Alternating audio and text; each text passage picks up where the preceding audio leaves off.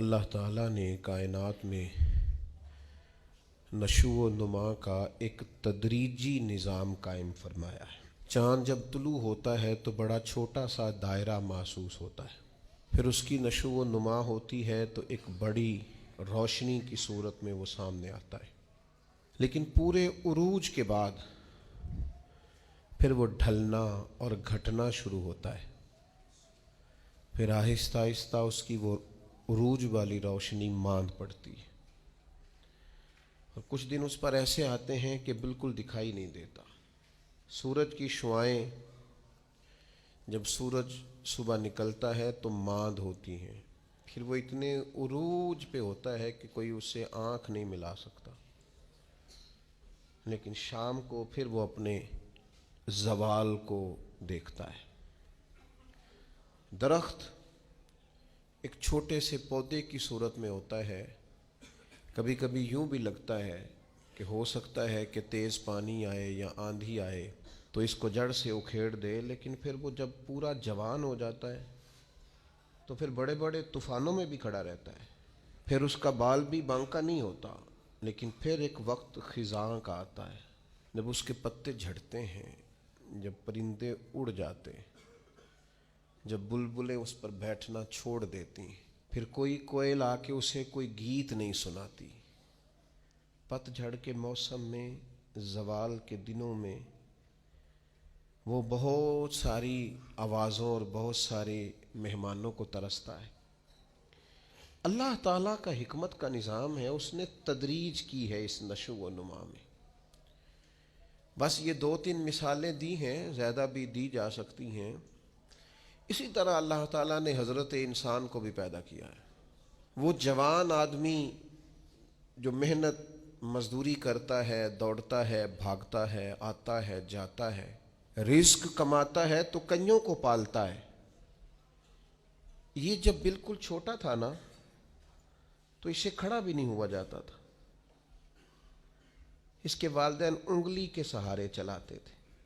آج جو کئیوں کو کھلاتا ہے کما کے اللہ کی توفیق سے، ایک وقت یہ تھا کہ یہ اپنے ہاتھ سے لقمہ اٹھا کے منہ میں نہیں ڈال سکتا تھا، اس کے ماں باپ اس کے منہ میں لقمے ڈالتے تھے، اس کی ماں اس کے لیے خدمت کرتی تھی، پھر اس کو عروج ملا، پھر اس کو باکپن ملا، پھر اس نے دنیا دیکھی، پھر اس نے دوڑنا بھاگنا دیکھا، پھر اس نے بڑی بڑی گاڑیاں چلائیں، پھر اس نے بڑی بڑی ٹرینیں چلائیں، پھر وہ پائلٹ بنا،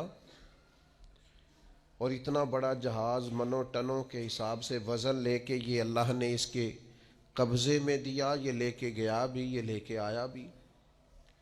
جوانی عروج والی اللہ نے عطا کی، لیکن پھر وقت ڈھلا،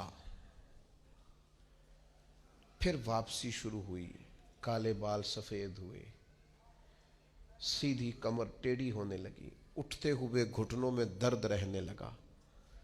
یہ اللہ کا تدریجی نظام ہے۔ جوانی کے بعد بڑھاپا آیا، لیکن تکلیف والا معاملہ یہ ہے کہ وہی شخص جس طرح اللہ ماشاء اللہ جوانی میں خود بھول گیا تھا کہ مجھ پر کبھی بچپن بھی تھا، میں کبھی کمزور بھی تھا، هل اتى على الانسان حين من الدهر لم يكن شيئا مذكورا، انسان پر ایک وقت وہ بھی تو گزرا ہے جب یہ کوئی قابل ذکر چیز ہی نہیں تھا، اس کا نام تک نہیں تھا۔ جس طرح جوانی میں یہ بھول جاتا ہے نا مجھ پر بچپن بھی تھا، اسی طرح جب یہ بوڑھا ہوتا ہے تو بعض اوقات بچے بھی بھول جاتے ہیں۔ ان کا خیال ہوتا ہے کہ شاید ابا ہی بوڑھا ہوا ہے، دادا ہی بوڑھا ہوا ہے، ہم نے شاید نہیں ہونا۔ وہ بڑی جلدی بوڑھوں کو سکریپ کا مال بنا دیتے ہیں، ان کے لیے چارپائیاں سٹور روم میں لگ جاتی ہیں۔ ان کو کہا جاتا ہے کہ ابا کو ایسی کس لیے ضرورت نہیں رہی کہ گھٹنوں میں درد ہے۔ ان کو یہ کہا جاتا ہے کہ چونکہ ان کا سامان ہی مختصر سا ہے لہذا بڑے کمرے کی حاجت ہی نہیں ہے۔ دھیرے دھیرے بزرگوں کے ساتھ لوگوں کا رویہ سخت ہے۔ اللہ تعالیٰ نے والدین کے سارے حقوق بیان کر کے پھر آخر میں فرمایا کہ دعا مانگو، حقوق بھی ادا کرو، بازو بھی کھلے کرو، پیار بھی کرو، خدمت بھی کرو اور دعا بھی کرو کیا دعا کریں؟ فرمایا وَقُرْ رَبِّ ارْحَمْهُمَا، مجھ سے کہو، دعا کرو میری بارگاہ میں، کہو رب ارحمہما، یا اللہ ان دونوں پہ رحم فرما، کما ربیانی صغیرہ، جیسے انہوں نے مجھے بچپن میں پالا تھا۔ ان کی خدمت کرو اور پھر میرے حضور ان کے لیے التجائیں بھی کرو۔